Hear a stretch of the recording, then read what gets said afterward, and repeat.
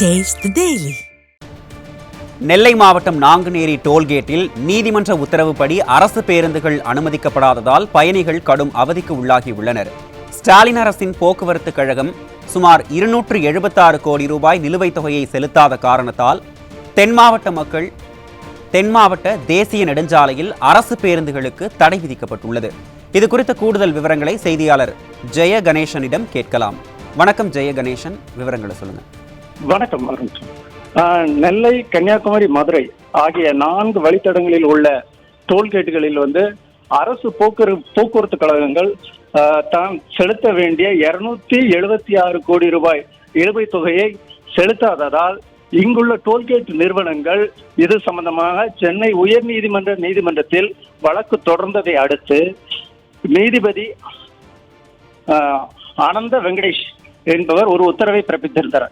அதில் ஜூலை 10ஆம் தேதி முதல் அரசு போக்குவரத்து கழகங்கள்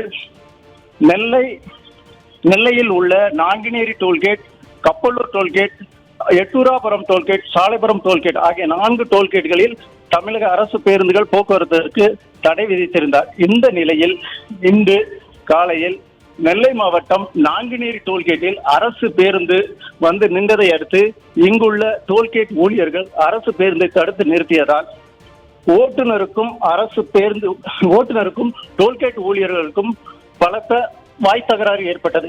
இதனைத் தொடர்ந்து அங்கிருந்த போலீசார் சமரசம் செய்து பேருந்துகளை மீண்டும் எழுதி வாங்கிக் கொண்டு ஓட்டுநர் நடத்துனரின் பெயர்களை எழுதி வாங்கிக் கொண்டு அங்கிருந்து அனுப்பி வைத்த சம்பவம் இங்கு பெரும் பரபரப்பை ஏற்பட்டுள்ளது. தொடர்ந்து அரசு போக்குவரத்து கழகங்கள் வரிசையில் நின்ற வண்ணம் இருக்கின்றன.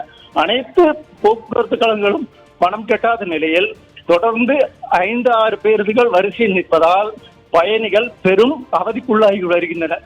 அருண்குமார், விவரங்களை வழங்கியமைக்கு நன்றி ஜெய கணேசன்.